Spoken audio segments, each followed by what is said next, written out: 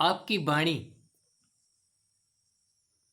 ये शब्द कहाँ से लेके आती है? ये मौन से उपजे हुए शब्द जब मुखरित होते हैं तो एक अलग ही संगीत बजाते हैं। और जिनको ये लगता है कि मैं कुछ स्पेशल बोल रहा हूं, ये संकलित किया जाना चाहिए। इससे बहुत लोगों का फायदा होगा। वो टेप रिकॉर्ड रख करके घूमते हैं। आज से नहीं, मैंने बहुतों को बोलने से पहले टेप ऑन करते हुए देखा है। उनमें से रजनीश एक है। आज वो उपलब्ध नहीं है, लेकिन उनके ऑडियोज उपलब्ध हैं, वीडियोज उपलब्ध हैं। उनका एक वक्तव्य मुझे पूरी दुनिया के लिए उपलब्ध कराओ। कहीं अंदर से चाहत बोल रही थी, बताने की होनी ही चाहिए। ये चाहत प्रसिद्धि की, ये चाहत कुछ ऐसा बताने की कि मुझे कुछ ऐसा पता चल गया है जो सबके काम का है। और ये सच भी था। जब किसी को पता चल जाता है तो वो बताने की उत्सुकता जगती है। तो वो बताए किसको? यहां व्यावसायिक दुनिया भी है और उनको स्पॉन्सर्स मिल भी जाते हैं। मुझसे भी ये सवाल किया जाता है कि आपको प्रसिद्धि नहीं चाहिए? आपका सूर्य अस्त क्यों है? अस्त ही रहने दो। ये मैं व्यस्त नहीं होना चाहता हूं, मैं अस्त ही रहूं। मुझे अच्छा लगता है। इस छोटे से कमरे में मेरा काम चल जा रहा है। आपकी भाषा कहां से निकलती है? ये शब्द कहां से आते हैं? ये बता दें। डॉक्टर सुमन मंजरी एक वीआईपी आईपीएस है वो, और निसंदेह एक सफल गृहिणी भी है। उनका कौतूहल वाजिब है। जब भी कोई उस जाग के नजदीक से गुजरता है और उस जाग के आने के बाद यदि वो कदाचित मुंह खोलता है तो उसका पंचम स्वर निकलता है। ये पंचम स्वर, हमने कोयल को पंचम स्वर में गाते हुए देखा है। वीणा बजानी नहीं पड़ती। यदि वो वीणा बजे तो उसके सातों स्वर एक साथ निकलते हैं। वीणा में 7 स्वरों की हमने जो भी प्रक्रिया बनाई है, वहां 7 स्वर हैं। संगीत में 7 स्वर हैं, लेकिन वाणी से निकालने के लिए पंचम स्वर ही काफी है। पंचम, ये 5 क्या है? पंचभूत।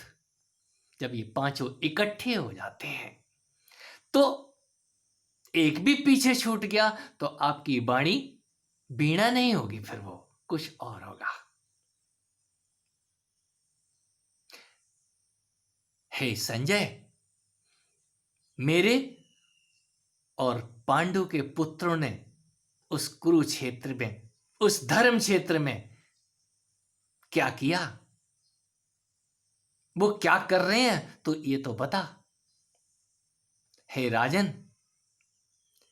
तीर के चलने की तैयारी के समय अर्जुन ने पौंड्र नामक शंख और भगवान श्री कृष्ण ने पांचजन्य नामक शंख बजाया, और उस शंख की आवाज से कौरवों के अर्थात आपके पक्ष वालों के हृदय विदीर्ण हो गए। पांचजन्य, वो पांचों मिलकर के एक साथ जब आवाज निकालते हैं तो वो आवाज पंचम स्वर की होती है। उस स्वर में जादू होता है। रजनीश के शब्द मुझे पूरी दुनिया के लिए उपलब्ध कराओ। किस लिए? कुछ उनकी वाणी से ऐसा निकल रहा था जो कि मंत्र मुग्ध करने वाला था। जब तक वो व्यक्ति जिंदा रहता है उसके शब्दों में आग होती है, और उसके जाने के बाद वो आग ठंडी हो जाती है। यही वजह है हमने जीवित गुरु के लिए, जो भी जीवित हैं या जो भी जीवित होता है, कहीं जलता हुआ हवन कुंड ही खुशबू देता है। बुझा हुआ हवन कुंड ज्यादा देर खुशबू नहीं देता, उस राख में से खुशबू विलीन हो जाती है। ये शब्द खोखले हो जाते हैं, और जब वो आग जल रही हो तो वहां से महक निकलती है। यही शब्द जिसके मुंह से निकल रहे हैं, इसके जाने के बाद इन शब्दों में जान नहीं होगी। यदि पता चल जाए कि ये बोलने वाला जा चुका है, तो जा के साथ वो जान, वो आग विदा हो जाती है। यही वजह है हमारे ग्रंथ, हम ग्रंथों का कितना भी पठन और पाठन रटन क्यों ना कर लें, ग्रंथों में चिंगारियां हैं, आग नहीं है। उन चिंगारियों से आग नहीं लगती। यदा कदा कभी कोई आग, किसी बिरले को वो आग स्वतः ही पकड़ लेती है। जो उस प्रक्रिया से गुजरते हैं या जो तपस्या के मार्ग से तपते हैं, वो आग ग्रंथ से नहीं पकड़ रही है, उसके तपने से वो आग आलोकित हो रही है। ज्वाले ज्वाले, ज्वल ज्वल, प्रज्वल प्रज्वल, वो आग धधकनी शुरू हो जाती है। क्यों? हम तपस्या में, व्यक्तिगत तपस्या का मार्ग है ये। और जो भी चलता है अपने अंदर की तरफ, वो जलना शुरू हो जाता है। उसके अंदर जलन होती है, जगह जगह पे अग्नियां है।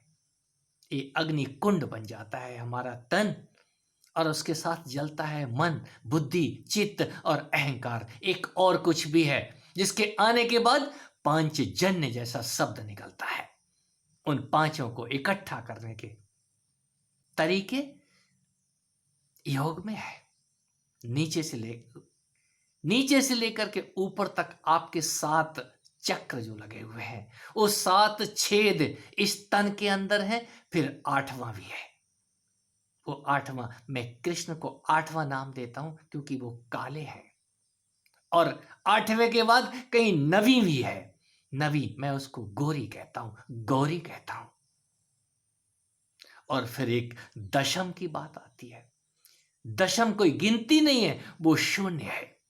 उसके ऊपर भी गोल छल्ला, जिसको हम शून्य का द्वार कह सकते हैं, दशम द्वार कह सकते हैं। ये रहस्यपूर्ण वाणियां उनके लिए हो जाती हैं जो सुन लेते हैं और सुनने के बाद मनन करते हैं, तो उनका चित्त बोझिल हो जाता है। कारण क्या है? कहीं वो ब्लैकिस की तरफ, उस कालेपन की तरफ अग्रसर हो जाते हैं। काले का साथ तो नहीं कर पाए, उस कृष्ण का, उस शिव का साथ तो नहीं कर पाए, लेकिन उसकी